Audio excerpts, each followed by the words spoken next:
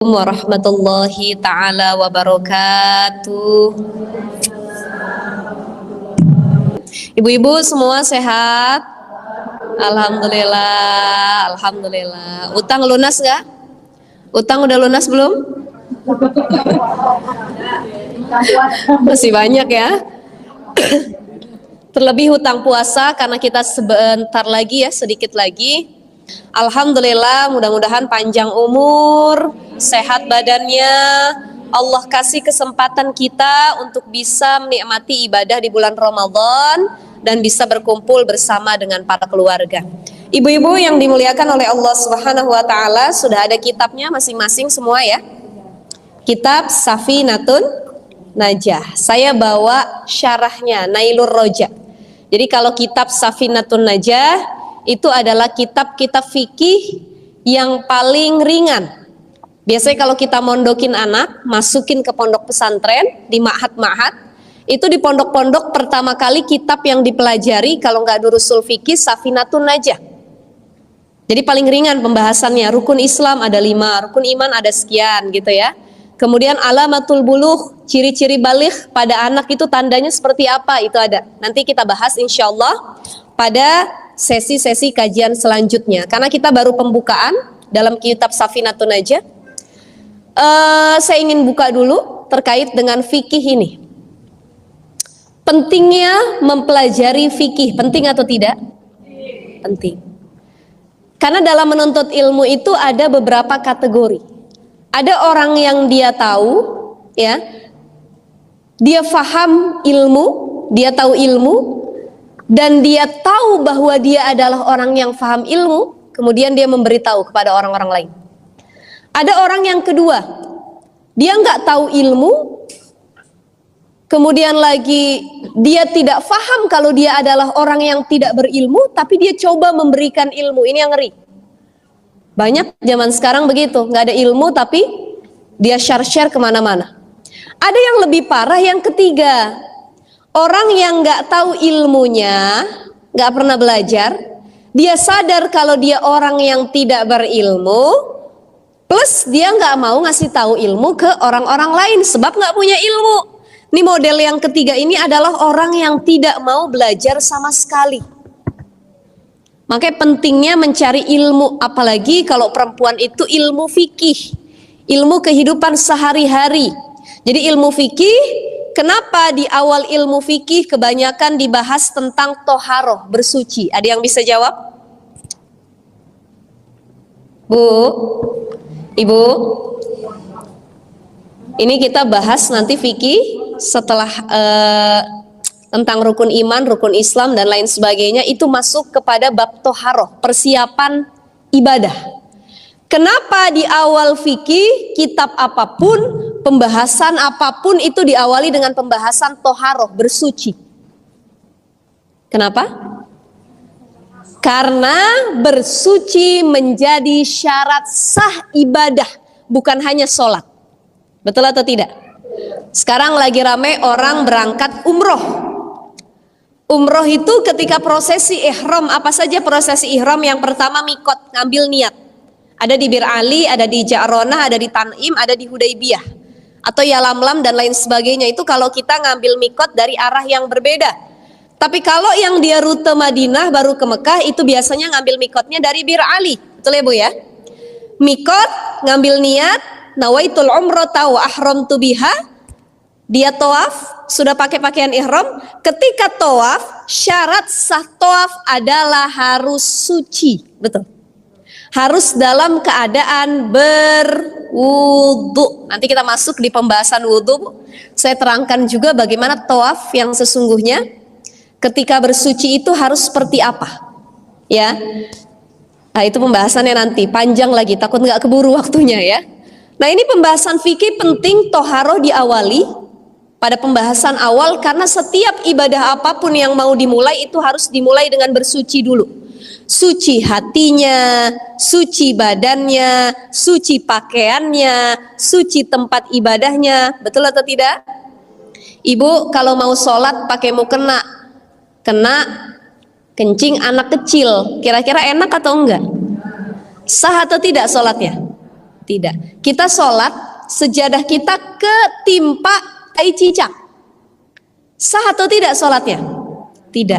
Maka sebelum memulai pembahasan ibadah yang harus diperdalam adalah pembahasan bersuci.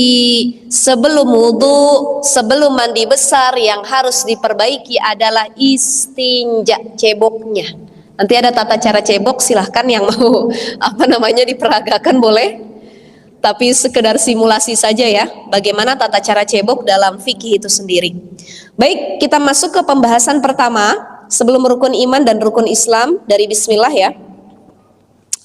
Mari sama-sama baca Fatihah untuk pengarang kitab Safinatun Najah dan Nailur Roja. Al-Fatihah ila hadratin Nabi Mustafa Muhammadin sallallahu alaihi wasallam, khususan ta'liful kitab. Syai'un lillahi lahum al-Fatihah. A'udzu billahi minasy syaithanir rajim. Bismillahirrahmanirrahim. Alhamdulillahi rabbil alamin. Arrahmanir rahim. Maliki yaumiddin. Iyyaka na'budu wa iyyaka nasta'in. Ihdinas siratal mustaqim. Siratal ladzina an'amta 'alaihim ghairil maghdubi 'alaihim waladdallin. Rabbana ighfir lana wa liwalidayna amin. Bismillahirrahmanirrahim. Pembahasan awalnya kata bismillah. Setiap pengajian apapun, setiap kitab apapun pasti pembukaannya dengan bismillahirrahmanirrahim. Walil basmalati khamsatu ahkamin. Ternyata bismillah itu punya 5 hukum. Apa hukum bismillah? Yang pertama al-wujub. Bismillah menjadi wajib kama fis sholah, sebagaimana ketika hendak melakukan sholat. Kita kalau mau sholat lebih khusyuk baca bismillah dulu. Karena kalau orang lagi sholat biasanya pikiran dan hatinya kemana-mana, tidak khusyuk.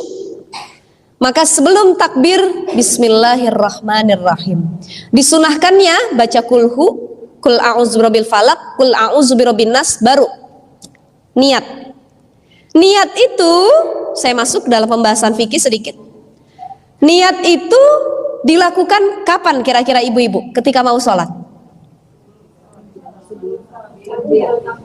Sebelum sholat. Benar atau tidak? Pas wudhu. Jauh amat ini. Niat itu, baik, niat itu maknanya qasdu syai'i muqtarinan bi fi'lihi. Bermaksud sesuatu disertai dengan perbuatan. Artinya niat itu pas lagi melaksanakan ibadah tersebut di awal. Pas lagi takbir. Jadi selama ini banyak yang salah. Niat itu karena kita udah keseringan, dulu diajarin guru kita masih kecil-kecil. Kan kalau anak-anak diajarin guru SD niat itu kapan? Sebelum takbir. Usolli fardhu subhi rakaataini mustaqbilal kiblati adan lillahi ta'ala Allahu akbar. Itu bukan niat namanya, tapi talafus. Pelafasan biar kita nggak lupa mau sholat apa. Tapi niat itu mahaluha fil qalb. Gak ada niat itu tempatnya di lisan, tapi di hati. Di lisan namanya talafus, pelafasan. Jadi niat sholat ketika takbir, kita angkat tangan kita, takbir, Allah. Lisan kita ngomong Allahu Akbar, hati kita niat. Barengan, bisa atau enggak? Coba kita praktekkan bareng-bareng. Silahkan. Allah, hatinya bicara. Usolli fardhu subhi rakaataini mustaqbilal kiblati adaan lillahi ta'ala, bar. Mulut kita kelar ngomong bar, hati kita kelar niat. Susah atau gampang? Tapi harus dilatih terus menerus. Allah sholli fardhu subhi rakaataini mustaqbilal kiblati adan bar lillahi ta'ala, gitu. Itu niat. Selama ini kita niat sebelum takbir. Gimana ustazah hukumnya? Kalau belum tahu ilmunya masih dimakfu karena belum belajar. Tapi kalau sudah belajar, sudah punya kitab Safinatun Najah, sudah memperdalam fikih, tidak diamalkan, itu yang berdosa, tidak sah sholatnya, sebab niat mahalluha fil qalb, tempatnya di hati. Ya, itu diajarin guru kita dulu dari kecil biar hafal. Kan nggak mungkin gurunya niatnya dalam hati. Yang ada muridnya nggak hafal-hafal, makanya guru itu ngasih contoh dengan bacaan bareng-bareng. Ayo anak-anak, usolli fardhu subhi, itu untuk hafalan. Tapi pada prakteknya, pengamalannya, ketika takbir Allah, usolli fardhu subhi rakatain mustaqbil akbar, gitu. Bu, paham? Alhamdulillah. Mulai hari ini sebentar lagi sholat apa? Zuhur. Mulai kita praktekin ya. Talafuz itu bagaimana? Talafuz kalau dalam mazhab Syafi'i sendiri itu sunnah. Jadi boleh kita talafuz dulu, melafazkan niat agar apa? Kita nggak lupa. Ya, takutnya niat kita sholat zuhur, tapi begitu niatin di hati kita lupa malah sholat asar. Pernah nggak kebalik-balik pas niat? Usolli fardhu zuhri, asar gitu.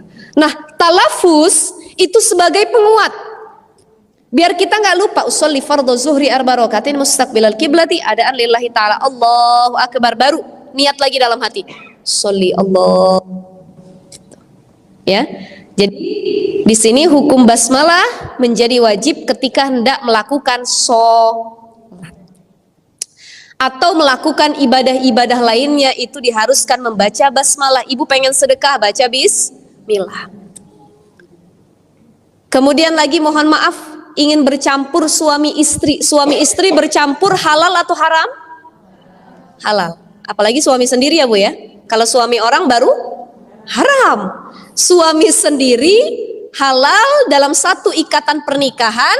Kalau bercampurnya lillahi ta'ala, maka bisa menghasilkan anak yang soleh-soleha. Ini ketika hendak memulai percampuran suami dengan istri, maka diharuskan membaca bismillahirrahmanirrahim. Bagaimana doanya? Allahumma barik lana, Allahumma jannibni syaitan wa jannibna syaitan ma razaqtana. Ada yang nanya, Ustazah, kenapa kok kalau mau hubungan atau bercampur dengan suami, pasangan sendiri, kok harus baca bismillah? Ustazah, punten, saya selama ini nggak hafal doanya tadi, Allahumma jannibni syaitan, udah langsung aja. Tapi saya nggak lupa baca bismillah. Minimal walaupun nggak hafal doanya, kita baca bismillah. Karena dari baca bismillah itulah kita menyebut nama Allah dan Allah menjauhkan kita dari percampuran setan. Karena kalau ada suami istri, dia berhubungan intim tapi tidak membaca bismillah terlebih dahulu, itu setan ikut campur menikmati pasangannya. Itu yang pertama. Yang kedua, kalau hendak berhubungan intim suami istri, ini salah satu adab yang diuraikan oleh para ulama. Hendaknya ada kain penutup, jadi jangan benar-benar terbuka sama sekali. Ibaratnya selimut, kain dan lain sebagainya. Jangan seolah-olah seperti binatang. Ya, kan beda nggak binatang sama manusia? Beda. Maka harus ada kain penutup. Ketika membuka pakaiannya, ketika tidak memakai pakaian sama sekali, jangan lupa baca doa melepas pakaian yang diajarkan oleh Rasulullah. Apa doanya? Bismillahilladzi la ilaha illa huwa. Itu nyebut bismillah juga nggak? Maka bismillah menjadi wajib ketika kita hendak melakukan kebaikan. Ngambek sama suami, mau ngomel sama suami, baca bismillah dulu apa enggak? Bu, baca bismillah dulu nggak? Enggak. Yang kita ta'awuz, minta pertolongan sama Allah. A'udzubillahi minasyaitonirrajim. Allahumma sholli ala sayyidina Muhammad. Enggak jadi marahnya. Ya, jadi itu salah satu adab kalau kita lagi marah. Yang pertama kata Rasulullah dalam kitab Riyadhus Shalihin itu dijelaskan, pertama, ta'awuz billah, minta perlindungan sama Allah. Lagi geram nih, lagi marah-marahnya, a'udzubillahi minasyaitonirrajim. Kalau masih juga marah, andai kata kita berdiri, suruh duduk. Masih juga marah ketika duduk, tiduran. Masih juga ustazah marah, tengkurap. Tengkurap masih marah juga, wudhu. Udah wudhu masih marah juga, sholat sunnah wudhu. Ya, insya Allah kalau sudah wudhu dan sholat sunnah wudhu itu marahnya lebih reda. Kalau masih marah juga, banyakin sholawat. Itu salah satu kebiasaan orang-orang Arab di luar sana. Dulu saya pernah kuliah di Mesir, Bu. Itu di Mesir itu kadang-kadang sering terjadi kemacetan lalu lintas di jalan. Itu disebabkan banyak orang berantem tengah jalan. Coba Ibu kalau umroh, baik ke Saudi ataupun ke negara Timur Tengah lainnya, banyak banget mobil-mobil mereka itu yang harusnya diketok magic tapi didiemin aja. Betul nggak? Itu kalau kita ngelihat mobil-mobil di Saudi nggak pernah dicuci, dekil mobilnya. Terus ada yang penyok dan lain sebagainya. Itu nggak kayak di Indonesia. Penyok dikit ketok magic, ya, rusak dikit dibenerin. Orang sana itu kalau udah tabrakan ya udah tabrakan aja, ganti mobil mereka langsung daripada ngebenerin lagi gitu ya. Nah, seringkali orang-orang Arab termasuk Mesir yang pernah saya lihat itu di tengah jalan berantem, bisa sampai lalu lintas macet sampai ujung-ujung gara-gara berantem nggak mau ke pinggir. Kalau kita tabrakan di lalu lintas tengah jalan, minggir lu apa enggak? Minggir, Pak, sini kita selesaiin dulu Pak, minggir. Tapi nggak dengan orang Arab. Orang Arab kalau berantem dia keluar di situ juga turun. Berantemnya adu mulut, nggak sampai main tangan, adu mulut. Nah, tapi bagusnya orang-orang Arab adalah kalau mereka bertengkar, salah satu cara menenangkannya adalah dengan mengusap dada mereka kemudian membaca sholawat. Itu ada yang melerai kemudian mengatakan kepada dua orang yang sedang bertengkar, Shollu ala nabi, Shollu ala nabi, Allahumma sholli ala Sayyidina Muhammad. Itu orang Arab yang lagi marah-marahnya, kalau udah dengar kata Shollu ala nabi, Allahumma sholli ala Sayyidina Muhammad, diem Bu. Padahal tadi garang banget marahnya. Beda sama kita orang Indonesia. Boleh nanti dicoba pulang dari sini berantem sama laki kita pegang dadanya, Shollu ala nabi, Shollu ala nabi. Berhenti nggak marahnya kira-kira? Enggak ya, itu bedanya kita sama orang-orang Arab. Orang Arab itu kalau udah marah mengerikan, tapi kalau sudah dengar kata Nabi Muhammad Sallallahu Alaihi Wasallam, Shollu ala nabi, itu hilang kemarahannya. Hilangnya cuma berapa menit. Nanti marah lagi, di Shollu ala nabi lagi, Shollu ala nabi, diem lagi, Shollu ala nabi, Shollu ala nabi. Itu harus ekstra ya kalau misalkan ngelihat orang-orang Arab sedang bertikai ataupun marah. Jadi dalam kitab ini disebutkan basmalah ya menjadi wajib ketika hendak melakukan kebaikan, salah satunya hendak memulai sholat. Yang kedua, hukum basmalah itu wal hurmatu, menjadi haram. Alal muharrami li zatihi kasyurbil khamri, menjadi haram baca bismillah kalau hendak melakukan perbuatan yang haram. Kita minum khamar, sebelum minum khamar baca bismillah, dosa atau tidak? Dosa. Tidak sah bismillahnya dan itu haram malah. Kalau kita ucapkan ketika hendak meminum khamar, yang ada bukan pahala, sebab membaca bismillah malah dosa yang kita dapatkan. Ada orang mau berzina, mohon maaf, ketika hendak mulai berzina, karena nih orang soleh, setiap apapun baca bismillah.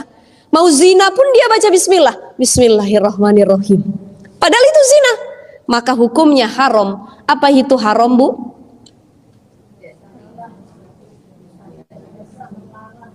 Haram itu dikerjakan mendapat dosa, ditinggalkan berpahala.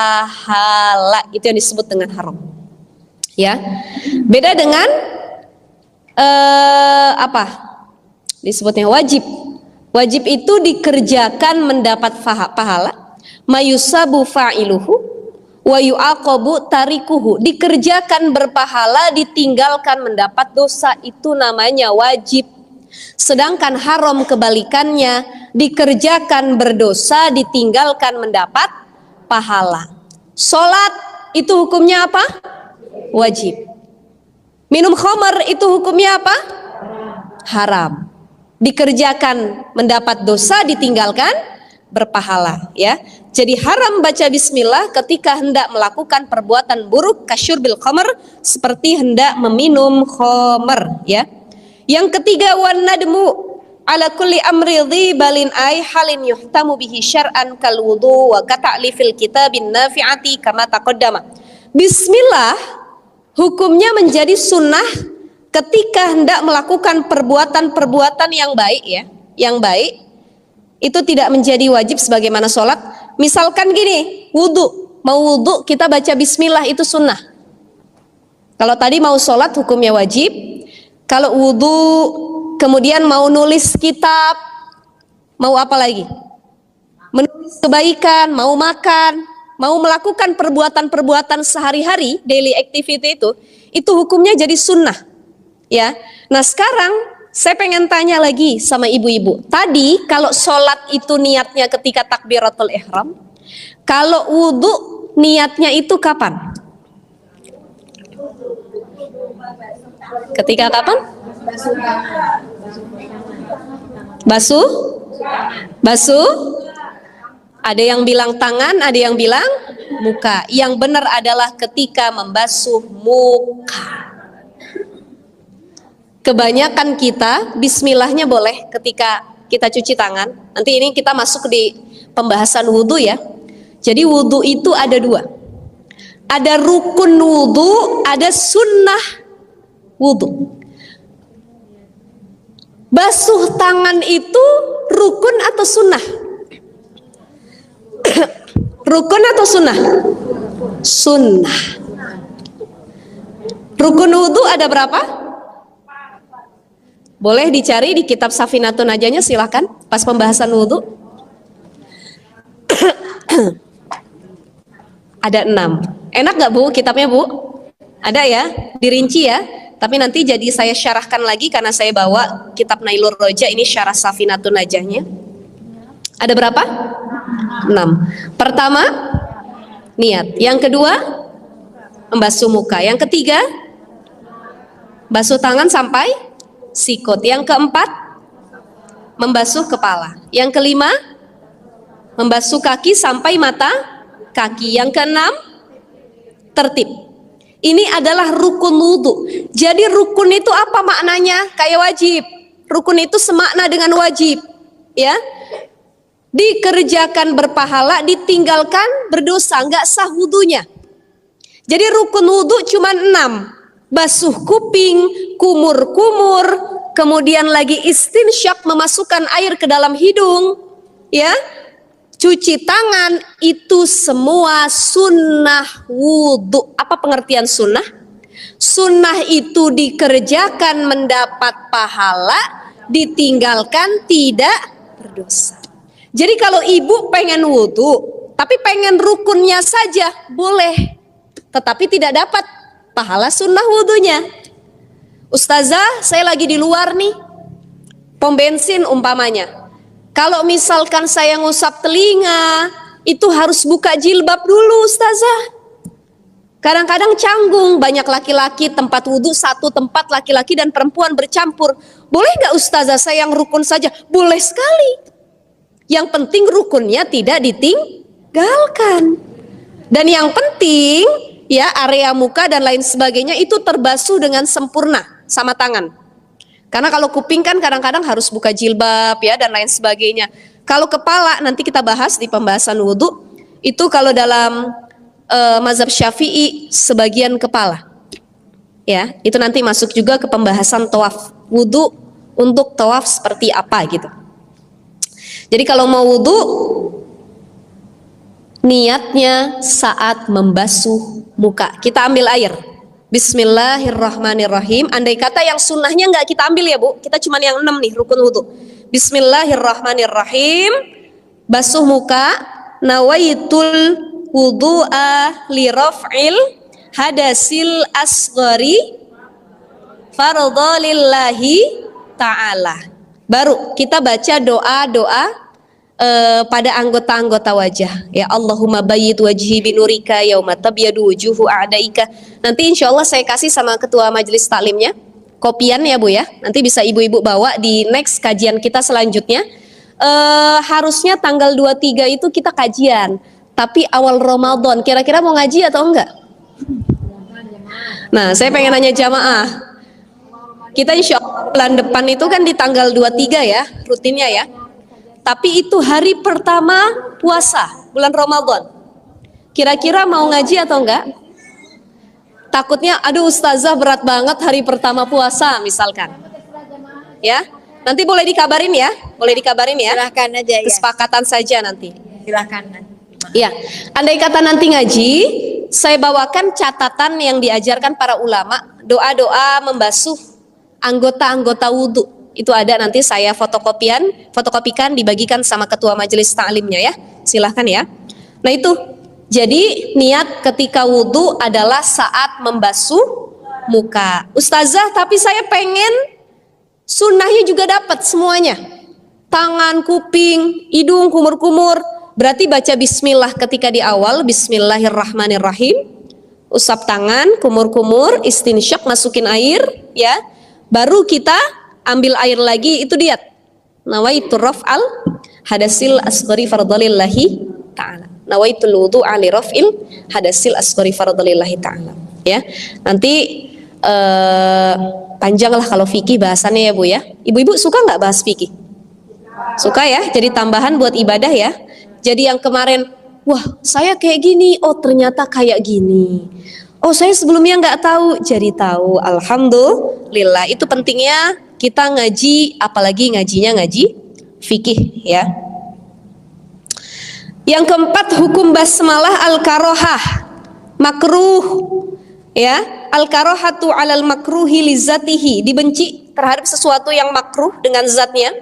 Contohnya apa? Kanazri ma yukrohu nazruhu, seperti melihat sesuatu apa ya, mayukrohu nazrohu, sesuatu yang harusnya nggak boleh dilihat gitu, dibenci. Misal kita ngelihat cowok ganteng. Ibu-ibu sekarang rame, mama zaman sekarang juga hitsnya nonton drakor nih, Korea ya. Idolnya opa-opa semua, opa-opa Korea. Ketika nonton ngelihat Song Joong Ki ganteng banget, pas baru nonton, ya Allah, bismillahirrahmanirrahim, ganteng bener ini Song Joong Ki gitu ya. Harusnya ketika melihat sesuatu yang indah maupun sesuatu yang buruk gitu ya, kita membaca subhanallah, masya Allah ya, dan lain sebagainya. Agar apa?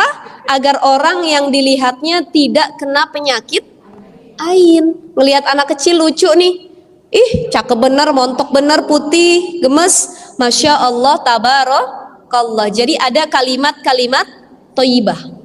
Ada laki-laki ganteng lewat, masya Allah, subhanallah juga boleh. Atau kita mungkin mau istighfar, astagfirullahalazim. Istighfar juga boleh ya. Silahkan, yang penting ada kalimat thayyibahnya, biar hati kita tetap terjaga.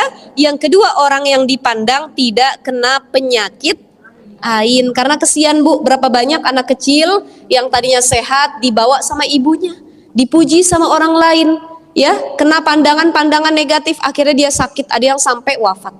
Kata Rasulullah, al-ainul haq, penyakit ain itu adalah nyata, benar gitu ya. Makanya melihat sesuatu, mengagumi sesuatu, menyukai sesuatu sewajarnya saja. Sama ibu kalau ngelihat pasangan sendiri yang suaminya ganteng, alhamdulillah. Yang suaminya kurang ganteng juga alhamdulillah. Jangan dibanding-bandingin. Kadang-kadang kita nonton drakor, nonton sinetron, melihat opa-opa ganteng, melihat artis sinetron ganteng, begitu mau tidur melihat laki sendiri, la ilaha illallah, laki siapa sih ini di samping gitu ya. Artinya sampai membanding-bandingkan, itu yang tidak boleh. Karena pernikahan itu harus pintar-pintar bersyukur dengan apa yang kita miliki. Biarin gak begitu ganteng, yang penting setia. Betul ya Bu ya? Yang penting soleh, yang penting taat kepada Allah dan bisa bimbing anak istrinya. Jadi jangan terlalu benci. Punya suami ganteng juga jangan terlalu bangga.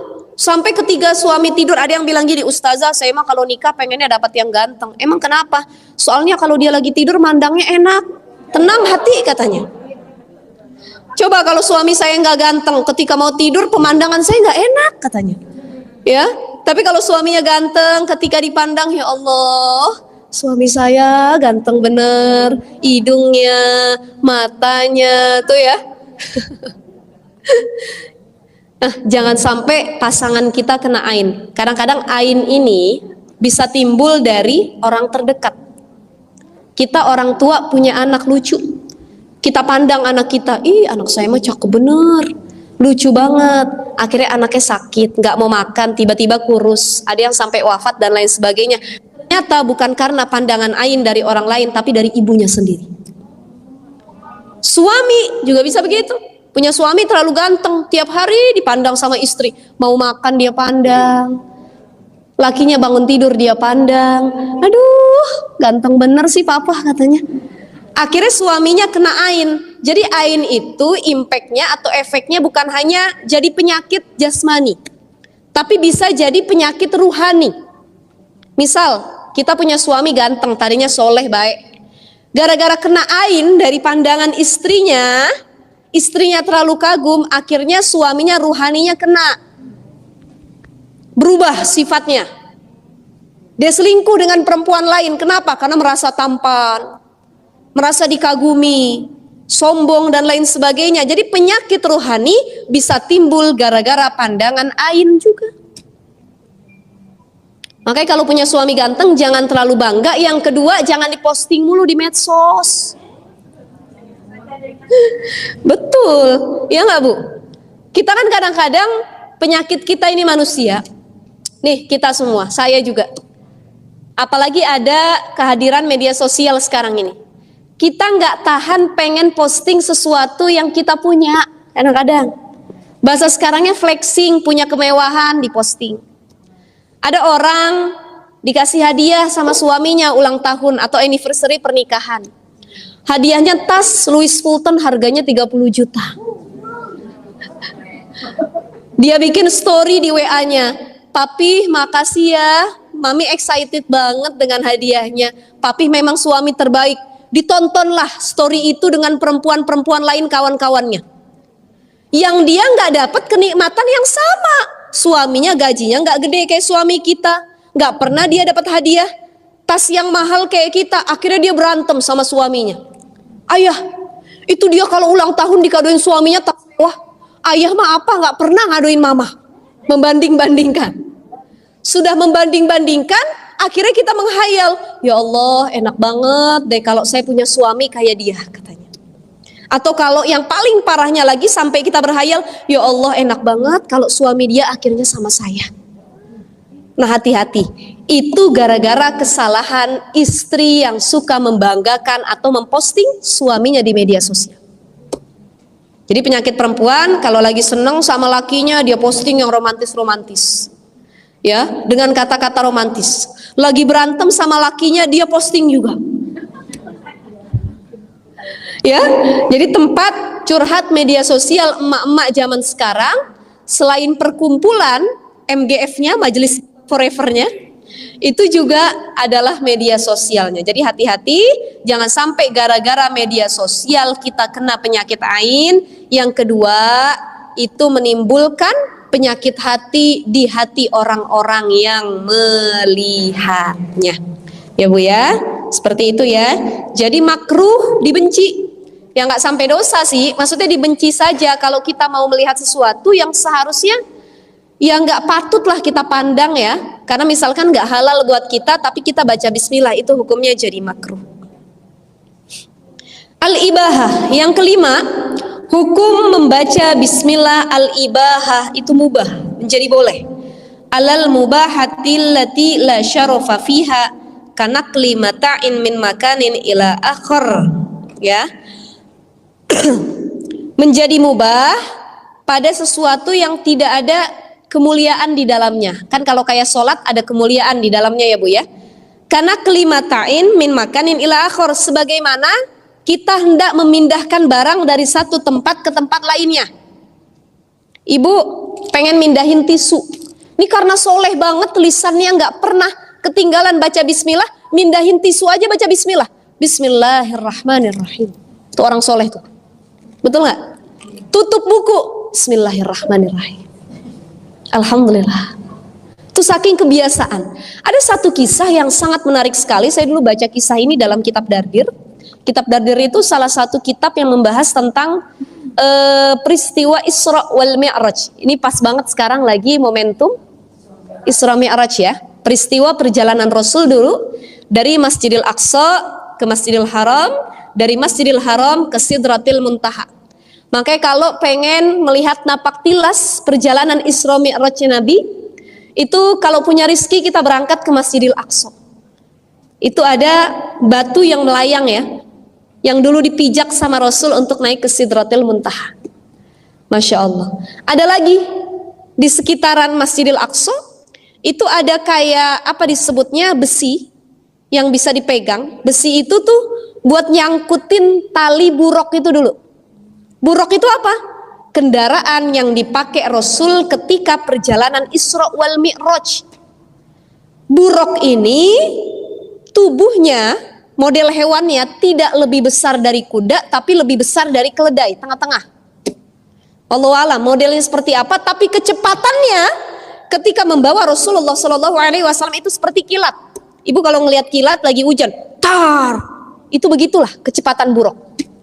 Ya, makanya kalau kita pikir pakai nalar kita, akal kita nggak masuk akal. Rasulullah perjalanan dari Mekah, Masjidil Haram ke Masjidil Aqsa, bayangkan jauh. Mekah itu lebih dekat ke Jeddah, arah Yaman, ke sini.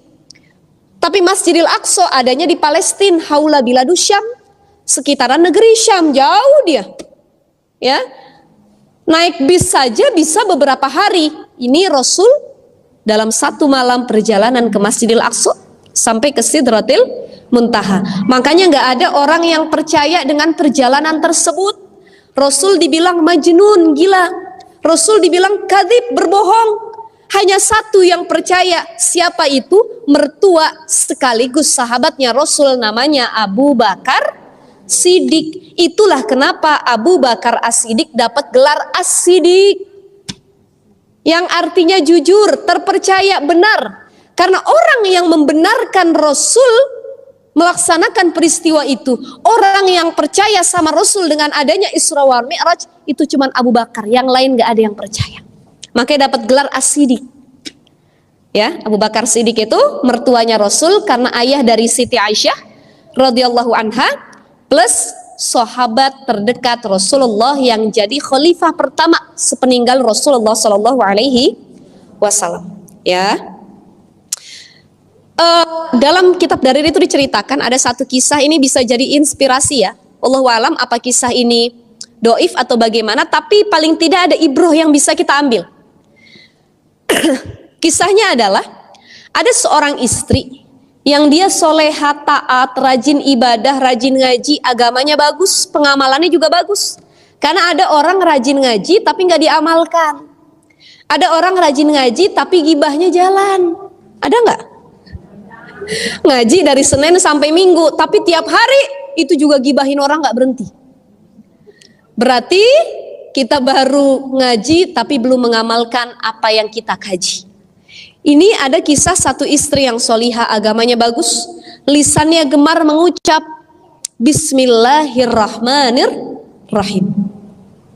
Dia punya suami durhaka, nggak sesoleh dirinya.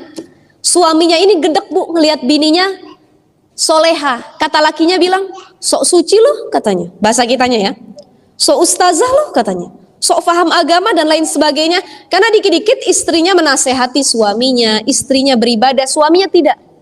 Ada model yang begini, istrinya rajin ngaji, suaminya nggak pernah ngaji, bahkan nggak tahu agama. Ada nggak? Banyak, realitanya banyak, termasuk dalam kisah ini.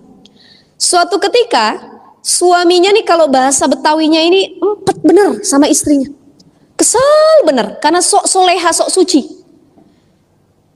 Kata suaminya bilang, siapa sih Tuhan kamu itu? Allah itu yang suka kamu banggakan. Emang bisa nolong apa Allah itu sama kamu? Akhirnya suatu saat suaminya pernah ngerjain istrinya.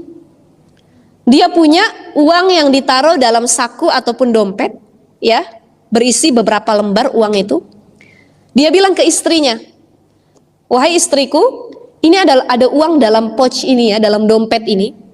Tolong kamu simpan, ini amanah dari saya. Nanti kalau saya pengen ambil, tolong ya, kasih, jangan sampai hilang. Karena dia istri yang soliha, salah satu ciri istri soliha adalah taat. Ya, kalau dipandang dia menyejukkan hati, kalau diperintah, apalagi perintahnya kebaikan dari suaminya, dia taat. Wa idza amarta ata'at, dia taat kepada suaminya selama itu kebaikan. Apalagi dia menjaga harta suami, amanah dia. Itu ciri istri soliha. Dia taruh pouch ini di dalam laci lemari. Suaminya ngelihat. Ketika dia mau taruh, dia ucapkan Bismillahirrahmanirrahim. Ini penting Bu, baca Bismillah makanya. Karena dari kekuatan Bismillah dengan menyebut nama Allah, ada keikutsertaan Allah di dalamnya. Ada penjagaan dan perlindungan Allah di dalamnya kepada kita. Baca Bismillah, dia simpan dompetnya. Sudah berapa hari suaminya ngelihat, ngebuka laci itu, diambil sama suaminya. Makan tuh Bismillah, kata suaminya. Akhirnya diambil, dicuri dompetnya, dibuang ke dalam sumur, hilang. Keesokan harinya suaminya bilang sama istrinya, "Mah," bahasa kitanya, "kemarin dompet yang ada uangnya ayah titip, mana ya? Ayah pengen ambil." "Oh ada ya, aman, pokoknya mama simpen."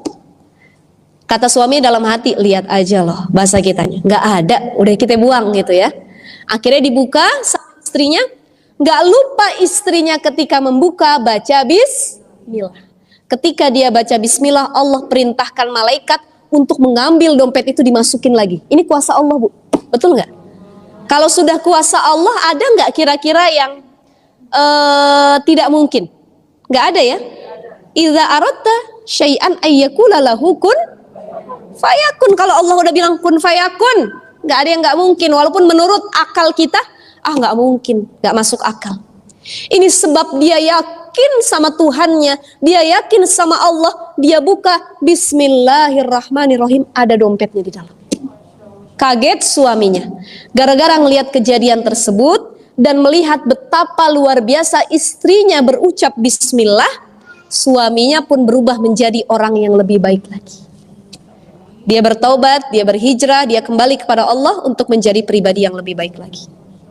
Jadi sebenarnya cara dakwah yang luar biasa itu, apalagi sama keluarga, sama pasangan, sama anak, sama orang tua, paling bagusnya dakwah itu dengan fi'lun, perbuatan, uswah, contoh langsung, teladan langsung. Rasul itu kenapa dakwahnya sukses hingga hari ini? Kalau kita umroh ke Mekah atau Madinah, saya kemarin baru pulang umroh minggu kemarin. Itu lagi kredit-kreditnya Mekah sama Madinah. Saya belum pernah umroh yang padatnya luar biasa, ya. Tapi kemarin Bu, itu tawaf saja sampai kehimpit-himpit, seperti lagi prosesi haji ramenya. Karena orang lagi euforianya lagi luar biasa. Sebab kan kemarin ditutup tuh, ya, pandemi. Akhirnya yang excited, yang kemudian gembira menyambut umroh itu dibuka lagi bukan hanya orang Indonesia, tapi baik India, Mesir, Pakistan, Turki dan lain sebagainya. Itu mereka beramai-ramai berangkat umroh, makanya ramai sekali. Sampai saya berpikir, saya bilang gini sama suami, "Bi, kok bisa ya orang dari mana-mana kumpul sampai berdesak-desakan di sini?" Itulah luar biasanya suksesnya dakwah Rasul berarti. Rasul dulu cuman berdakwah di Madinah, Mekah, sejazirah Arab, akhirnya penaklukan kemana-mana. Diteruskan oleh para sahabat tabi'in dan lain sebagainya. Ada ke Andalusia, Konstantinopel, Persia dan lain sebagainya. Sampai ke negeri-negeri yang lain Islam itu tersebar. Salah satu keberhasilan dakwah Rasulullah adalah Rasul itu berdakwah dengan perbuatan, mencontohkan langsung. Bukan cuma dengan ucapan. Ini yang berat. Kalau dengan ucapan gampang. Tapi dengan perbuatan langsung, ini yang harus benar-benar kita laksanakan dengan sebaik mungkin. Ya, pengen punya anak rajin sholat, kalau cuma nyuruh, "Nak, sholat dulu, sholat udah maghrib," itu susah. Tapi kalau ibunya yang ngambil mukena, sejadah, nyontohin wudhu, "Nak, ibu udah wudhu, yuk temenin ibu sholat," itu lebih mudah. Ini ibunya nyuruh sholat, tapi ibunya nonton sinetron depan TV. Wudhu duluan, wudhu. Loh ibu nggak sholat? Kata anaknya, tanggung, nunggu iklan dulu katanya. Ini seru bener nih katanya ceritanya. Nah kalau modelnya seperti ini, maka lebih susah untuk mengajak kebaikan orang-orang sekeliling kita. Maka dengan contoh, perbuatan itu harus kita lakukan. Jangan sampai Bu dalam satu keluarga yang rajin ngaji cuman emaknya doang. Bapaknya sibuk nyari nafkah nggak pernah ngaji. Anaknya sibuk di luar nggak pernah ngaji. Ibunya sendirian yang menopang kesolehan keluarganya, itu berat. Jangan sampai kita masuk surga sendirian. Anak sama suami nggak ikut masuk surga. Kenapa? Nggak pernah ngaji. Itulah kenapa kalau kita ngaji nyampe rumah kita nasehatin keluarga kita. Ayah, sesibuk-sibuknya ayah nyari nafkah, ayah harus sempetin dalam 1 minggu minimal ayah datang ke majelis ilmu, ke majelis taklim. Ayah ikut ngaji, jangan cuman ibu. Nah, sesibuk-sibuknya kamu di sekolah, dalam 1 minggu harus ada 1 hari kamu belajar ngaji, gitu. Ya, ini biar menopang kesolehannya itu bisa dilakukan bersama. Masuk surganya juga bisa bareng, ya. Baik, jadi melakukan perbuatan yang mubah seperti makan, minum itu mubah nggak? Mubah ya, makan, minum, keluar dari rumah, kemudian lagi memindahkan barang dari satu tempat ke tempat lainnya, itu hukumnya mubah membaca bismillah. Sedangkan mau wudu, mau ngaji, mau baca Quran, mau melakukan kebaikan, mau sedekah, itu hukumnya sunnah baca bismillah. Mau sholat, hukumnya wajib baca bismillah, gitu ya. Nah itu perkara-perkara di mana pembagian bismillah ada hukum-hukum tertentu, sunnah, makruh, wajib, mubah, ya. Itu hukum-hukumnya. Sampai sini ada pertanyaan atau tidak ibu-ibu? Silahkan. Ya silahkan.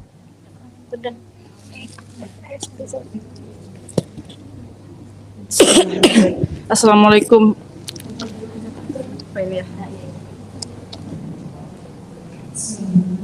Assalamualaikum Ustazah.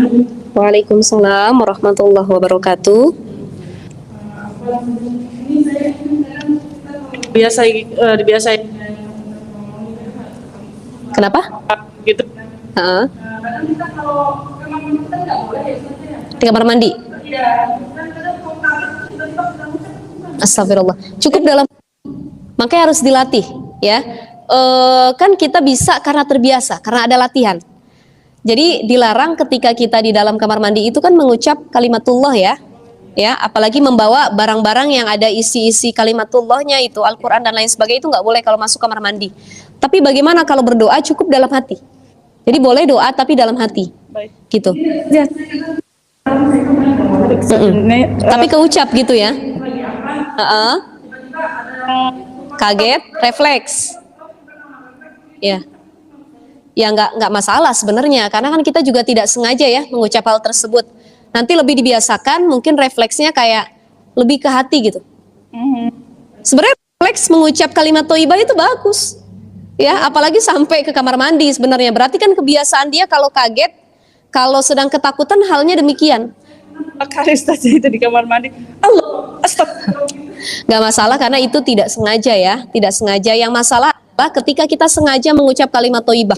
Misalkan kita nih suara bagus, jadi dalam kamar mandi sambil showeran, sambil sabunan kita baca bismillah. Bismillahirrahmanirrahim. Misalkan. Jadi pengen ngetes suara. Pernah dengar katanya kalau kata ustadz, ustazah atau saya ngaji nggak boleh nyanyi dalam kamar mandi. Kayaknya kalau baca Quran mah boleh katanya.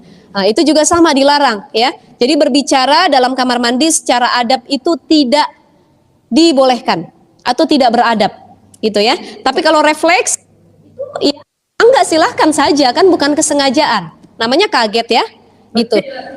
Tidak berdosa. Nah, kalau mau wudhu kan dalam kamar mandi, ya. Baca bismillah dulu, dalam hati saja. Boleh ya? Bismillah.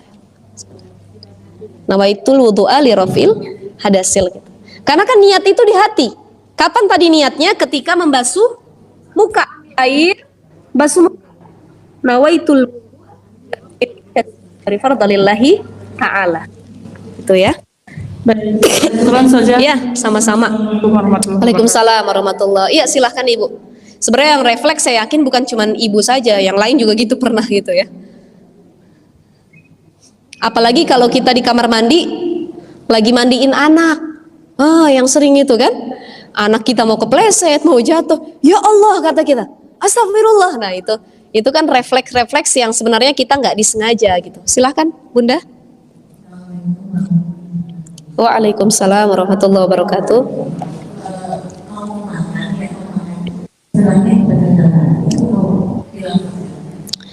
Dilafaz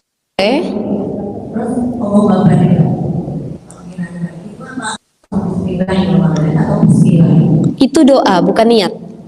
Kalau niat itu kan melakukan ibadah. Makan itu ibadah atau bukan? Ibadah bukan? Bukan, itu kan sesuatu yang mubah. Jadi itu disebut dengan, kita mau di hati boleh, di lafaz juga boleh. Bismillahirrahmanirrahim. Allahumma barik lana fima rozaqtana wa qina adzabannar. Amin. Itu boleh. Gitu ya. Sekarang bagaimana? Ada pertanyaan nih Ustazah, mohon maaf.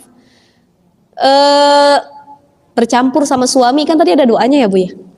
Kira-kira bacanya di lisan apa di hati? Di mana? Kalau ibu pengalaman gimana? Oh di lisan. Oh ya ayah bareng-bareng yuk. Allahumma jadi minasyaitonir. Di hati ya. Di hati boleh, di lisan juga boleh. Ya. Cuman kalau memang nih ada. Pokoknya gini. Kayak makan saja. Kita kan ketika makan di awal itu kita baca ya Bismillahirrahmanirrahim. Itu paling mentoknya baca Bismillah. Bagus-bagus dilanjut dengan doa Allahumma barik lana fima rozaqtana wa qina adzabannar. Ternyata pas makan kita lupa baca doa. Bacanya pertengahan atau tinggal sesuap lagi baru ingat. Ya, ada nggak? Ada lagi yang ingatnya udah habis semua, minumnya udah habis, udah nambah 3 kali, baru ingat ya Allah lupa baca Bismillah. Makanya ada orang yang makannya banyak tapi nggak isi-isi. Kenapa bisa jadi lupa baca Bismillah? Sebab kalau kita makan tidak mendahului dengan baca doa ataupun Bismillah, itu setan ataupun jin itu ikut makan bersama kita. Kan dulu ada kisahnya ya, Rasul pernah tersenyum gitu. Ketika Rasul melihat seorang pemuda lagi makan lahap-lahapnya, di samping pemuda itu ada setan yang ikut makan. Sama, dia makan tapi nggak kelihatan. Ya, itu hilangkan berkahnya karena nggak ada baca doa ataupun Bismillahnya. Dilihatin sama Rasul. Nah ternyata si pemuda ini di tengah-tengah makannya dia ingat lupa baca Bismillah tadi di awal, maka dia baca Bismillahi awaluhu wa akhiruhu. Itu setan yang lagi makan enak-enaknya tiba-tiba muntah. Ya, maka tertawa Rasul. Ini jadi pelajaran buat kita. Kalau kamu pengen ngerjain setan boleh kayak begitu caranya. Ya Bu ya, misalnya ibu pengen ngerjain dulu nih, makan dulu, pertengahan baca Bismillah itu muntah diaksian gitu ya. Itu salah satu hal yang harus kita hindarkan agar kita tidak diikut campuri perbuatannya oleh setan. Termasuk tadi hubungan suami istri, di hati boleh, dibaca di lisan juga boleh. Bagaimana Ustazah kalau lupa baca Bismillah, lupa baca doa? Udah kelar lagi Ustazah katanya, udah tidur lagi suami saya gitu. Nah kalau seperti itu maka minta ampun kepada Allah. Astagfirullah ya Allah tadi lupa. Nah bagaimana kalau lupanya lagi di pertengahan? Ya, baca doa, ingetin suaminya, bang lupa bang doa dulu. Oh iya kata suaminya, Bismillahirrahmanirrahim, Allahumma jannibni syaitan. Ya boleh silakan seperti itu juga boleh ya. Jadi mau di hati mau di lisan nggak ada masalah. Setengah-setengah gimana maksudnya Bu? Di pertengahan? Boleh. Tetap sama. Baca Bismillah pun nggak apa-apa. Atau Bismillah awalu wa akhiruhu juga boleh sebenarnya. Itu bukan hanya buat doa pas makan saja gitu ya. Atau Ustazah saya pengen tetap Allahumma jannibni syaitan gitu ya. Boleh juga silahkan. Ya, silahkan. Jadi istri itu harus terus jadi pengingat ya Bu ya. Ya, harus terus jadi pengingat. Jangan sampai mohon maaf. Saya pernah ngobrol sama salah satu ustadz ya. Itu kita ngobrol sama-sama tuh pada acara tertentu, ada ustadz ustazah beberapa orang. Ini ustadz ini beliau ahli tibun nabawi gitu ya. Kayak pengobatan ala Nabi. Katanya beliau baca salah satu literatur gitu. tentang mohon maaf sekali anak-anak yang mohon maaf ya kelebihan, apa disebutnya, punya kelebihan tertentu, autis ya, autis atau apa gitu ya. Itu ternyata bisa diakibatkan yang pertama karena orang tuanya bercampur saat menstruasi. Makanya kenapa itu dilarang oleh agama, ternyata efek secara medisnya pun ada. Yang kedua, ketika orang tuanya tidak membaca doa ataupun maksudnya bukan ke autis saja ya. Kalau autis itu lebih ke kebanyakan orang tuanya melakukan hubungan di saat masa menstruasi, itu autis. Nah, satu lagi ada anak yang memang secara mental dan perbuatannya itu luar biasa sampai orang tuanya kadang ngomong dasar anak setan gitu ya. Nah, bisa jadi memang benar. Bukan dia anak setan, maksudnya ketika berhubungan suami istri itu ada campur tangan setan di dalamnya. Makanya kalau kita punya anak kok bebel banget, susah banget dibilangin, durhaka sama orang tua, kita flashback takutnya dulu pas lagi produksinya lupa baca bismillah. Gitu. Jadi pentingnya memulai sesuatu dengan baca bismillah, apalagi ketika mau reproduksi, maksudnya pengen menghasilkan satu orang anak yang soli dan soliha, itu harus dimulai dengan doa terlebih dahulu. Ya, bahkan kalau dalam banyaknya literatur itu ada Prof. Quraisy Shihab, ada juga kitab Qurratul Uyun, ada Uqudul Ujen, itu disebutkan Bu, kalau namanya orang hubungan suami istri itu kan salah satu tujuannya adalah menghasilkan keturunan yang solih dan solihah. Maka tata caranya bukan cuman baca doa. Itu disunahkan suami istri kalau mau bercampur itu dia sholat sunnah dulu 2 rakaat. Ibu sholat dulu nggak? Kadang-kadang ustazah tadi sholat isya dulu katanya. Gitu ya. Iya, sunnahnya bagusnya kalau diajarkan oleh para ulama adalah sholat sunnah dulu 2 rakaat. Habis sholat sunnah, suami kecup kening istrinya, bacain doa. Habis itu baca Quran dulu bareng-bareng. Kata ibu-ibu, ustazah nggak jadi itu mah katanya. Ya, nah ini salah satu kebaikan-kebaikan agar insya Allah Allah itu titipkan kita anak yang soli dan solihah. Karena dalam prosesnya pun kita mulai dengan kebaikan, sholat dulu, wudhu dulu. Tuh, bagusnya kalau sebelum memulai hubungan suami istri itu wudhu terlebih dahulu. Udah melakukan hubungan suami istri karena melakukannya malam, kebanyakan kan nggak langsung mandi wajib ya, mandi besir, wudhu dulu baru tidur. Ini kan enggak, kadang-kadang habis melakukan hubungan suami istri, yang satu tidur, yang satu nyemil. Betul nggak? Yang satu ngemil lapar, gimana nggak makin lebar kita, ngemil habis itu ngemil lapar, yang satu langsung tidur. Dia lupa untuk berwudu terlebih dahulu, jadi wudu. Bagusnya kalau memang dalam keadaan junub itu langsung mandi, tapi kan kalau malam nggak mungkin, maka bangun ketika 1/3 malam. Ujian orang-orang yang berhubungan dengan pasangan halalnya kalau malam hari biasanya ujiannya adalah susah bangun subuh, ya. Dan saya nggak tahu kenapa tuh, Allahu a'lam bishawab. Ini mudah-mudahan jadi pelajaran buat kita semua untuk lebih hati-hati, terutama dalam menyiapkan generasi yang solih dan solihah. Ada doa-doanya, ada tata caranya, dan adab-adab tertentu ya. Ibu-ibu seperti itu ya Bu ya. Ada lagi pertanyaan?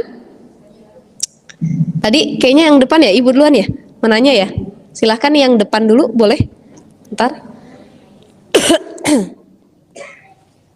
Terima kasih waktunya. Ya. Saya sering mengingatkan diri saya sendiri, terutama terus pada anak. Sering berulang kali saya mengingatkan kalau makan nak baca Bismillah. Kamu juga nggak cukup dengan Bismillah aja, tapi ajaran Rasulullah yang lainnya juga kamu makan duduk atau minum duduk. Kemudian dengan tangan kanan. Itu kadang-kadang saya terhadap teman suka lihat dia ada duduk di baju salim, dia makan, Bu maaf, boleh nggak Bu minumnya dengan tangan kanan gitu. Itu gimana tuh etikanya? Bagus. Dia malah salah paham. Kadang-kadang yang salah paham Ustazah. Boleh, itu namanya kita menasehati. Kalau kita tahu kebaikan, ya kita harus sampaikan kebaikan tersebut. Bu, punten kalau bisa makannya pakai tangan kanan, bagus. Tapi yang harus diperhatikan adalah bagaimana cara menyampaikannya. Terkadang nasihat kita ini benar, betul nggak? Dakwah kita itu benar, tapi cara penyampaiannya yang tidak benar. atau salah, atau pemilihan diksi dan kata-katanya yang kurang tepat, akhirnya orang yang kita nasihati tersinggung. Maka penting sekali ketika kita mau menasehati orang lain, keluarga ataupun siapa saja, kita harus hati-hati pemilihan diksinya, nyinggung atau enggak. Yang kedua, caranya pun harus santun. Jangan tiba-tiba mohon maaf ya, mohon maaf, banyak nih orang yang seperti itu. Ada orang makan pakai tangan kiri. Kok pakai tangan kiri sih, tangan kanan dong, nggak belajar apa katanya. Nah, kira-kira kita kalau digituin sakit hati atau tidak? Kok sok banget orang ini ya.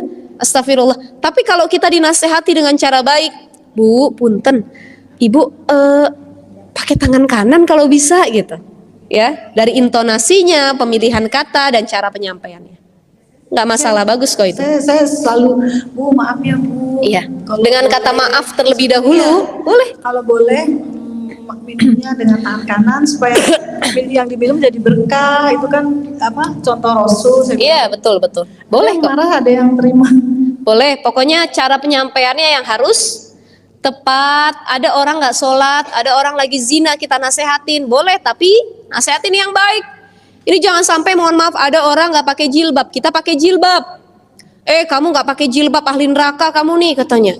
Pakai jilbab, dosa. Nah, ini kalau kita terlalu menyimpulkan orang itu berdosa, tidak sesuci kita, memojokkan dia, yang ada nanti tersinggung dan dia tidak mau merubah dirinya ke arah yang lebih baik lagi. Itu ya Ibu ya, kurang lebih ya. Sampai jam berapa kita, Bu? 11 ya? Oh iya. Boleh, nanti satu lagi silahkan ya. 1, 2, oke, silahkan. Assalamualaikum Bu Ustazah. Waalaikumsalam warahmatullahi wabarakatuh. Gimana hukumnya kalau kita sedang haid membaca Al-Quran? Karena ada yang sebagian membolehkan, ada juga yang melarang. Ya. Itu yang pertama. Kemudian yang kedua, saya ingin minta ilmunya, kalau kita sholat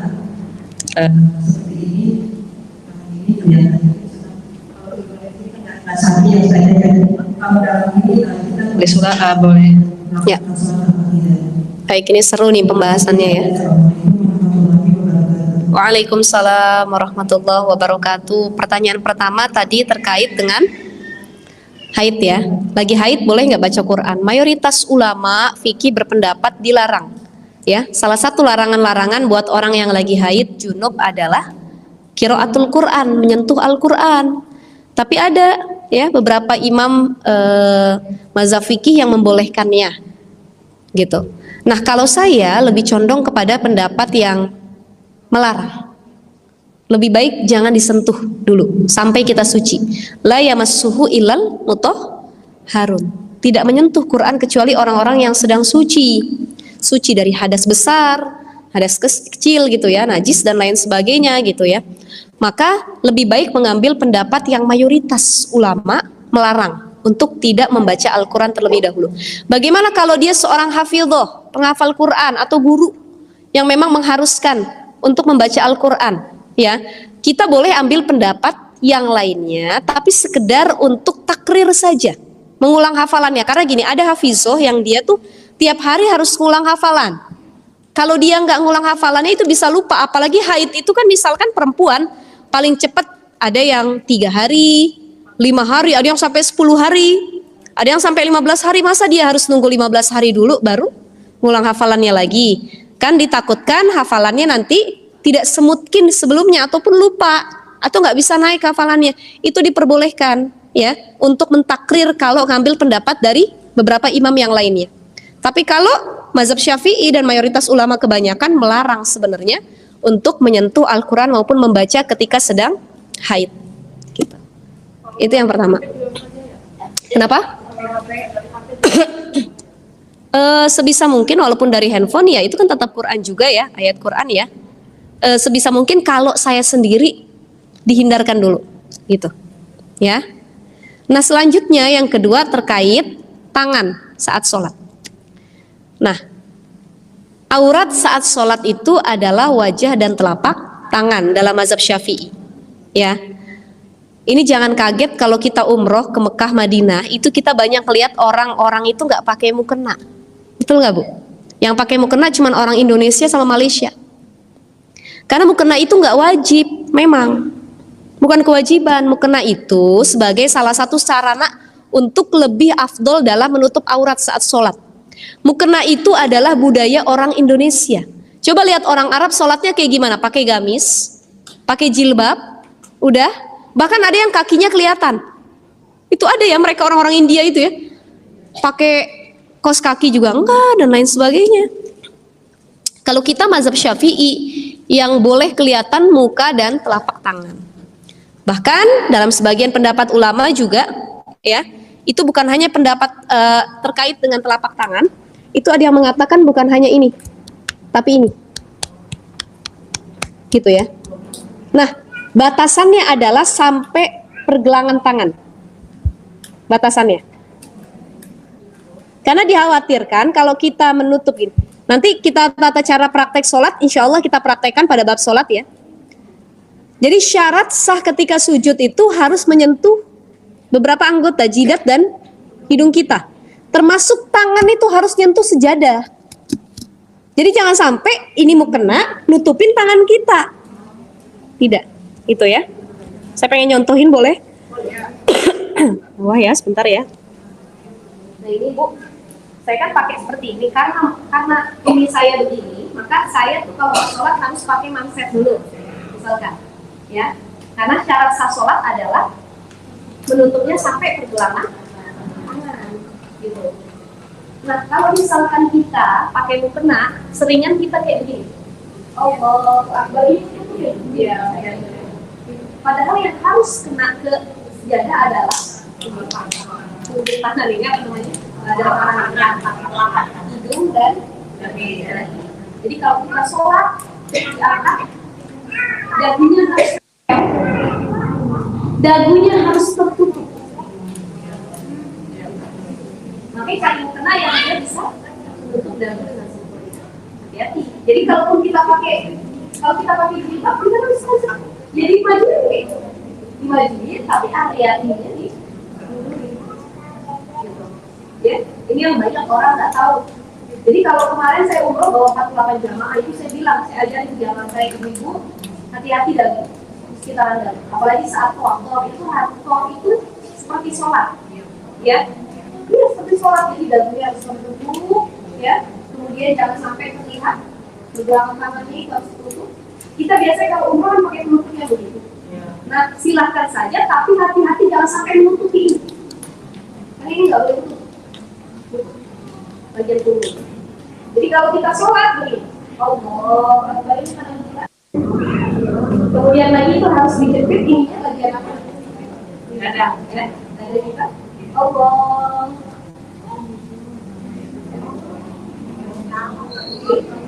Bukan yang kita cium. Benar. Ini kita kan kalau ini. Itu harus sejadah. Maka harus sholat tempat sholatnya gitu ya. Ibu sekalian ya. Nggak kelihatan ya, itu saya prakteknya di bawah tadi.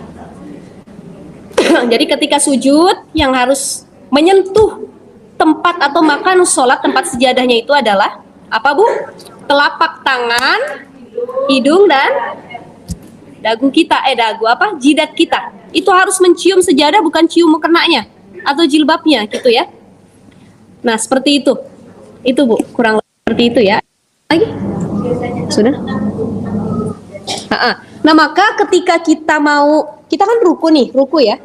Itidal, sami Allahu liman hamidah, rabbana walakal hamdu. Nah ketika kita itidal, sujud, bisa mungkin langsung kita arahkan, lipat gitu. Ini saya nggak ada mukena di sini, lipat langsung seperti itu. Tuh ya. Jadi hati-hati jangan sampai itu menutup tempat sujud kita. Kenapa beda Ustazah, kan sama-sama kain. Sejadah kain, mukena juga kain. Beda.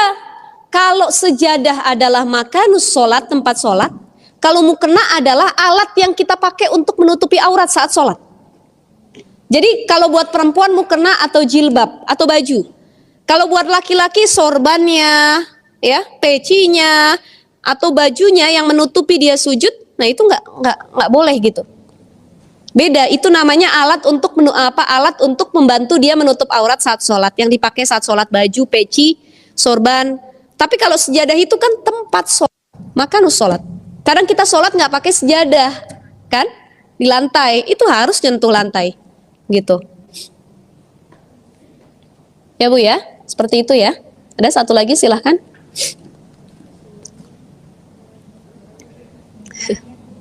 Ya, mic-nya udah.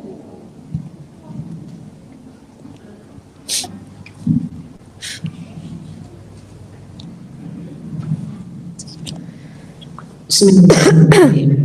Bu Ustazah, saya mau bersuci. Kalau kita di luar umum pakai rok atau celana, Ya. nah kita yakin rok kita itu kena najis basah maupun kering.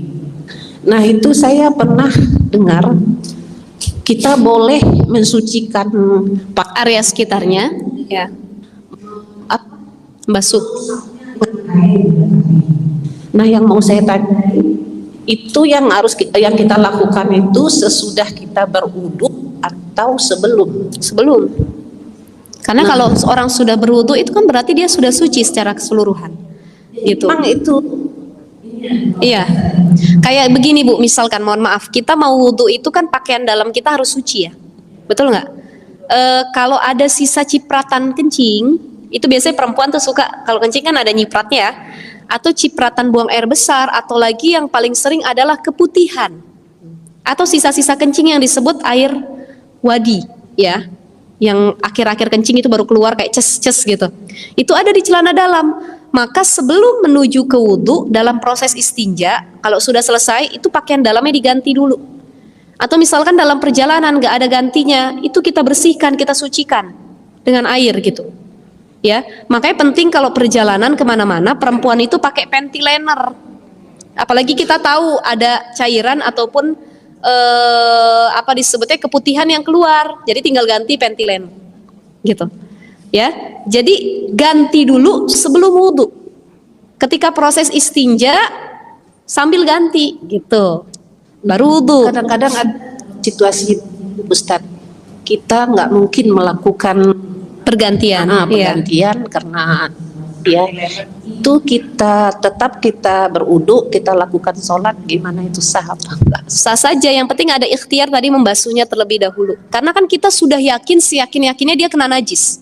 Kecuali kalau kita pakai pakaian rok atau gamis yang dia basah nih, tapi kita merasa ini nggak bernajis, tadi cuma kena air aja gitu. Ketika di jalanan saking kepanjangannya gamisnya misalkan ya, atau kecipratan, kita yakin seyakin-yakinnya ini nggak bernajis sama sekali. Gitu, maka langsung wudhu. Tapi kalau kita yakin, mohon maaf, misalkan kita dalam perjalanan, kucing atau ayam, dan kita yakin tadi kena tuh rok atau itu gamis kita, berarti kan kita sudah paham atau sudah tahu bahwa ada najis di pakaian kita. Nah, kita ikhtiar dulu mensucikannya, baru dipakai untuk sholat. Itu ya Bu ya. Oh maaf, ada pertanyaan gini, mungkin di luar tema sedikit. Kita ada kejadian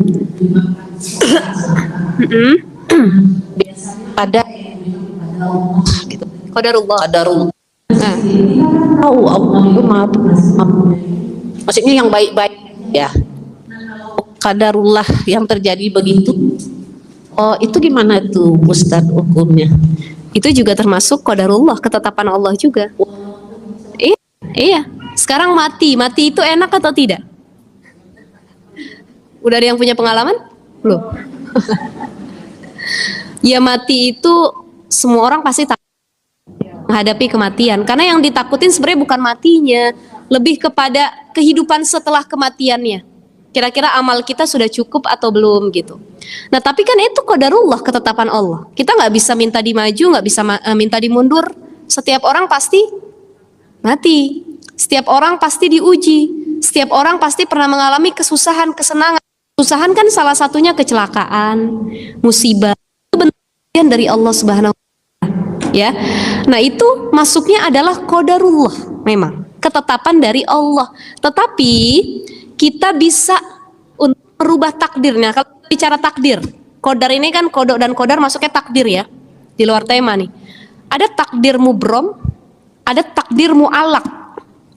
Takdir mubrom itu adalah takdir yang memang nggak bisa dirubah. Nggak bisa. Karena sudah mutlak ketetapan Allah. Ada takdir mu'allaq. Mu'allaq ini adalah takdir yang sudah ditetapkan sama Allah tapi bisa dirubah dengan ikhtiar manusia. Jadi saya balik lagi, kalau bicara tentang takdir ada 3 perspektif pandangan. Pertama, takdir perspektif Allah, takdir perspektif malaikat, takdir perspektif manusia. Kalau takdir perspektif menurut pandangan Allah, semua takdir ya dalam pandangan dan kuasa Allah itu mutlak. Allah udah tahu apa yang terjadi sama hambanya itu nanti Allah tahu, ya kan? Allah itu kan al-alim, maha yang mengetahui, nggak ada yang nggak Allah tahu. Ini makhluk ini nanti hidupnya seperti apa, suaminya siapa, nanti ujiannya bagaimana, wafatnya di usia berapa, itu Allah tahu semuanya. Jadi semua takdir kalau di sisi Allah itu mubrom, mutlak. Tapi ada takdir dalam perspektif pandangan malaikat. Kalau takdir versi malaikat adalah apa yang tertulis di Lauhil Mahfuz. Malaikat tinggal menjalankannya. Ibaratnya kalau kita kerja Bu, ya ke kantor kan udah ada skema itu, job desk-nya ya. Kamu bagian HRD kerjanya ini, bagian ini kerjanya ini, itu sudah ditulis di Lauhil Mahfuz, malaikat yang menjalankan. Nyabut wa Israil. Kenapa Israil tahu ibu ini usianya sampai 50 tahun? Karena sudah tertulis di Lauhil Mahfuz, dia tinggal ngejalanin tugasnya. Itu versi malaikat. Jadi malaikat tahu terkait takdir dengan apa yang diperintahkan di Lauhil Mahfuz. Tapi ternyata Allah rubah tuh, misalkan gini, bagian HRD tugasnya hari ini. Tapi kemudian sama atasan dirubah. Oh nggak jadi deh HRD, nggak usah ke lokasi ini, pindah lokasi aja misalkan. Kan yang berubah ketetapan Lauhil Mahfuz itu Allah Subhanahu Wa Taala. Malaikat cuma ngejalani apa yang tertulis saja sebenarnya. Itu kalau takdir versi malaikat yang tertulis di Lauhil Mahfuz. Ada takdir perspektif atau menurut pandangan manusia. Kalau takdir perspektif manusia itu bukan mubrom tapi mu'allaq. Segala sesuatu yang masih bisa dirubah dan diikhtiarkan. Betul nggak? Kita dikasih wejangan sama Rasul. Kalau kita silaturahim itu manfaatnya bisa memperpanjang umur, menambah rizki. Walaupun sebenarnya kita sudah punya catatan di Lauhil Mahfuz, usia kita sampai sekian. Tapi kita nggak tahu kan, kapan takdir mati kita tuh nggak tahu. Yang kita tahu ikhtiar biar panjang umur. Betul nggak? Betul ya Bu ya? Ada orang sudah ditetapkan rizkinya sama Allah. Nih kamu rizkinya sekian. Nanti dapat jodoh di usia sekian, itu udah ditetapin sama Allah. Mutlak. Menurut versi Allah. Tapi kita nggak tahu jodoh kita seperti apa, ketemunya di mana, harta kita berapa banyak. Yang kita tahu ikhtiar dalam menjemput rizki tersebut. Dan dalam versi pandangan manusia, takdir itu mu'allaq, masih bisa berubah-ubah. Tergantung dengan ketetapan. Nah, kok bisa takdir itu nantinya berubah? Bisa dengan rahmat Allah Subhanahu Wa Taala. La yuraddul qada ila du'a, kata Rasul. Tidak ada yang bisa merubah satu ketetapan takdir kecuali doa. Ya Allah, panjangin umurku. Padahal tadinya Allah tetapin umurnya sampai 50 tahun, tapi karena dia terus berdoa, berbuat kebaikan, ya minta sama Allah, ditambahin sama Allah usianya. Ya Allah, banyakkan rizkiku, padahal udah tertulis nih. Fayanfukhu fihi ruh, ketika usia 4 bulan ditiup ruhnya, ditulis juga, dicatat rizkinya sekian. Ini anak bayi yang lahir dari kecil sampai gede jadi orang miskin, nggak pernah nih dia jadi orang kaya. Tapi karena dia ikhtiar, dia doa tidak henti-henti sama Allah, ya Allah, rubahlah keadaan saya menjadi orang yang kecukupan. Karena ikhtiarnya luar biasa, ibadahnya luar biasa, doanya sama Allah luar biasa, Allah rubah rizkinya. Itu namanya takdir mu'allaq, ya. Jadi kurang lebih seperti itu. Itu ya Bu ya. Sudah ya? Sudah ya ibu-ibu ya? Ada dikit lagi? Sudah? Satu pertanyaan lagi, boleh satu pertanyaan lagi? Yang mana?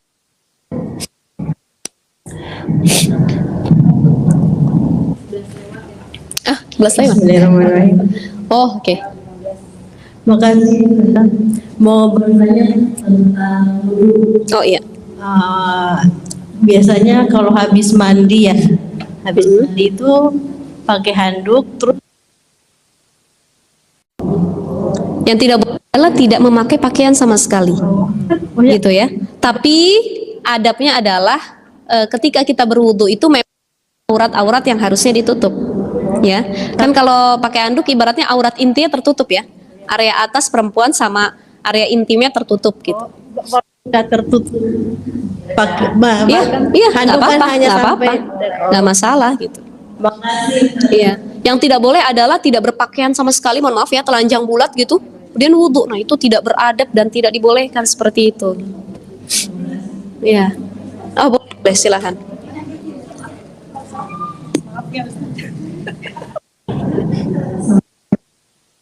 Iya, sok. Bismillahirrahmanirrahim. Ustazah, saya tanya begini. Tadi kan Ustazah mengatakan bahwa di itu Indonesia dan Malaysia yang tradisi memakai mukena. Budayanya ya. Iya. Bagaimana kalau gitu? Terus ya saya pernah melakukannya itu di Dubai ya. Oke, di Dubai. Ada mereka jalan keliling mall itu, lalu mereka wudhu tidak mengena, jadi pakaiannya itu just sangat. Iya. Sedangkan saya bawa.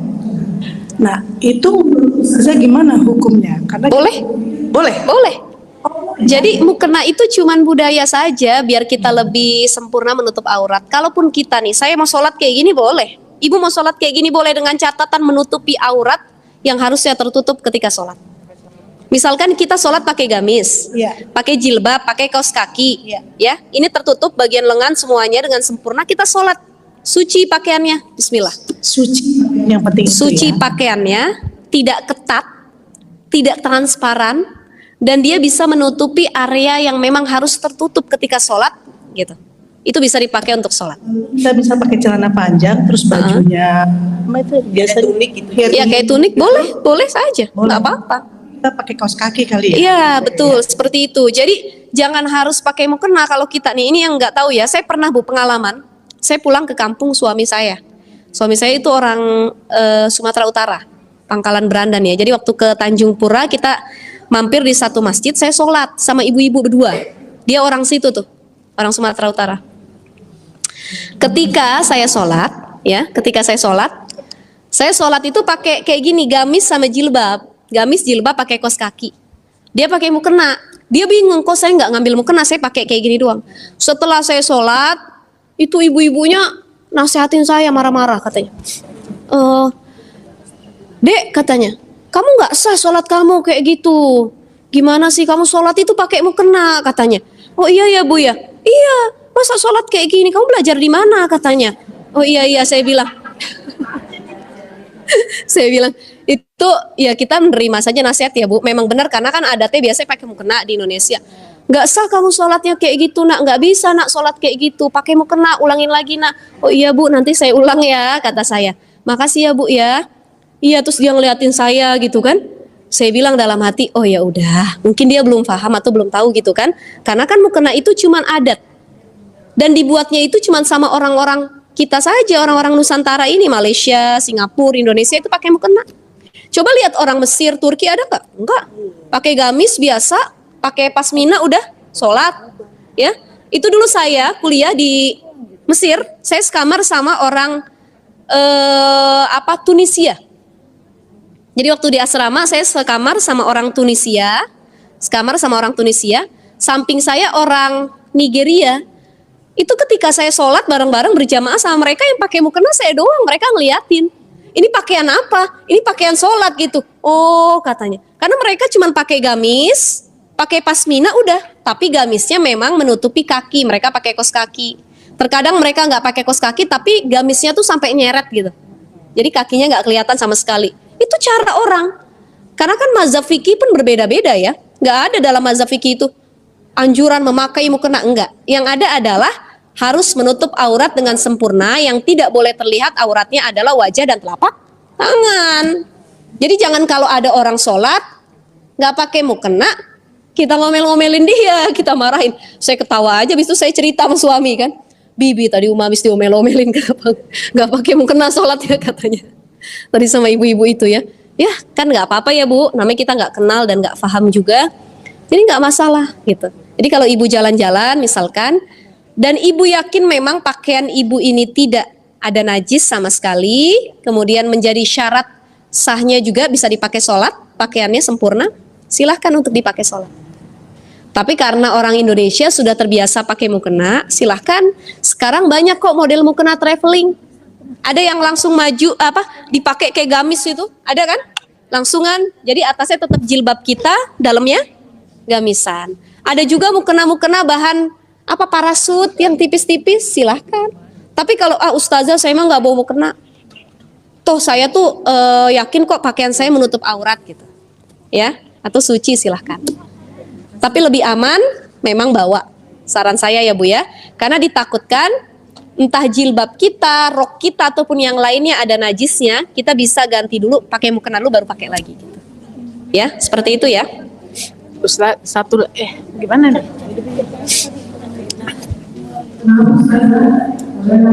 Boleh silahkan. Ini sampai jam 11 ya.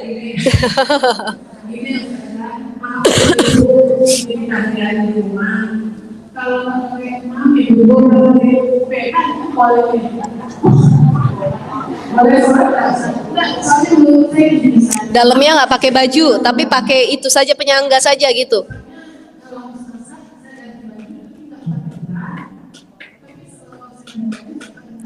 Mukenanya transparan atau tidak? Mukenanya transparan atau tidak? Enggak. Dikhawatirkan kalau seperti itu ketika takbirnya yang kelihatan. Apalagi kalau kita yang model begitu, kita pakai sholat tarawih. Mukenanya sampai ke betis, tapi tidak sama sekali. Sebenarnya ya nggak apa-apa, masalah seperti itu nggak apa-apa, dengan catatan kita yakin ketika kita takbir atau hendak sujud berganti gerakan itu tidak kelihatan area dalamnya, nggak masalah. Karena kan mukena juga sama kayak baju ya, penutup aurat ya. Tapi kebanyakan karena mukena itu tidak yang terlalu panjang, kita kalau pakai baju saja dalamnya ketika takbir kan kadang-kadang kelihatan ya area bajunya. Nah, kalau cuma di rumah dan gak ada orang, kemudian mukenanya panjang, memang benar-benar tidak memperlihatkan aurat yang harus ditutup, itu tidak masalah. Yang masalah adalah kalau ibu modelnya pakai begitu ke masjid. Habis itu ke bawah angin, udah wallahu alam bishawab nanti. Ya, sama-sama. Tapi kalau bisa, kalau ada baju, pakai aja baju ya Bu ya. Lebih afdolnya pakai baju. Memang pakai baju. Oh iya. Oh, nggak, karena banyak juga. Pernah ada yang nanya sama saya juga, ibu-ibu yang ustazah, saya cuma pakai penyangga tapi nggak pakai baju katanya. Oh, kalau itu mah nggak apa-apa ibu. Mau pakai penyangga atau tidak kan itu. Sebagian juga dari YouTube. Iya. Iya, boleh kok, boleh. Ya kan penyangga itu masing-masing kita ya, betul nggak Bu? Bu, ibu, pakai penyangga itu kan hak kita. Kalau kita lagi nggak pengen ya nggak apa-apa. Kalau lagi pengen ya silahkan gitu kan. Ya nggak masalah. Yang penting pakai pakaian tertutup. Kalau penyangga itu masalah pribadi masing-masing gitu. Iya. Ya. Jadi kalau kita pakai mukena, sebisa mungkin dalamnya pakai baju, ya. Jadi yang sampai kelihatan pakai daster ataupun yang lainnya gitu. Terus area bawahnya pun pakai celana kalau bisa, atau pakai daster yang panjang. Jangan sampai, kenapa? Nggak apa-apa. Nggak apa-apa, ibu saya itu dulu seperti itu. Ibu saya itu salah satu orang yang kalau mau sholat, kalau nggak ganti pakaian dalam, beliau nggak pakai pakaian dalam, tapi pakai celana ataupun pakai daster sampai bawah gitu ya. Saya tanya, kenapa Ma? Takut ada najis yang menciprat katanya. Saking, kalau saya lihat sih Masya Allah warok ya disebutnya, ya takut gitu. Kalau kita kan kadang-kadang suka lupa ya Bu. Makanya lebih baik ya ganti pakaian dalam ketika mau sholat, diganti dulu, baru dipakai Ya diganti dulu dengan yang suci biar sholat kita lebih enak lagi. Gitu ya. Boleh, tapi dengan catatan tadi jangan pakai celana, maksudnya pakai celana panjang gitu ya. Nggak, mohon maaf gini, jangan sampai gini kita cuman pakai kaos atasan, bawahnya terbuka, nggak pakai apa-apa sama sekali. Wah, hati-hati itu kan. Iya. Iya. Iya, iya, Bu.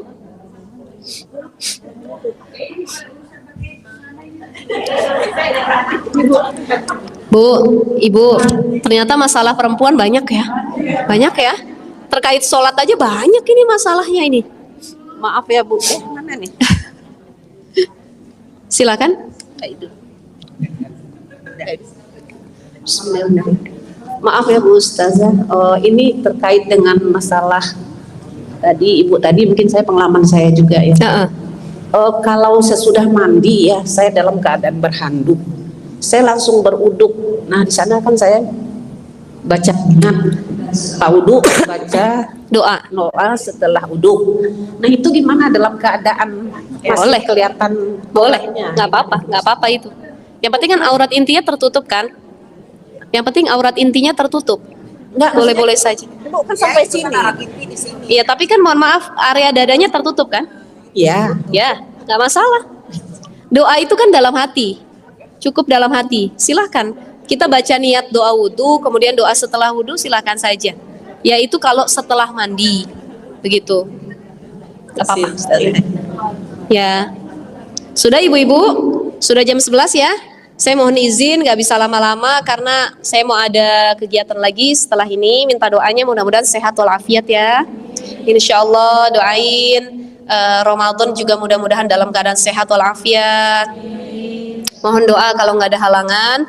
Insya Allah ba'da lebaran saya berangkat umroh lagi. Ibu-ibu kalau ada yang mau bareng, insya Allah saya mau nanti umroh plus Aqsa. Jadi kita ngelihat bagaimana napak tilas Masjidil Aqsa ba'da Syawal, ba'da lebaran. Jadi kalau ada yang mau bareng nanti boleh dikabarin ya, insya Allah ya. Makasih ibu-ibu semua. Ini kitabnya dibawa pulang atau gimana? Enggak. Oh, bawa pulang masing-masing ya. Berarti biar nggak ketinggalan, mudah-mudahan istiqomah datangnya rajin ya. Jangan sampai ada yang ketinggalan nanti babnya gitu. Alhamdulillahirabbil alamin, kita sudah ngaji tadi walaupun yang kita bahas baru bismillah ya. Tapi itu juga panjang sekali baru bismillah.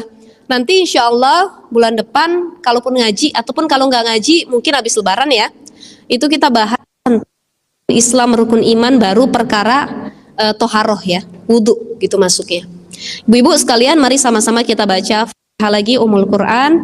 Kita khususkan buat di ibu-ibu semua dalam keadaan panjang umurnya, Allah angkat penyakitnya, dimudahkan rizkinya, dijadikan keluarganya solih dan solihah.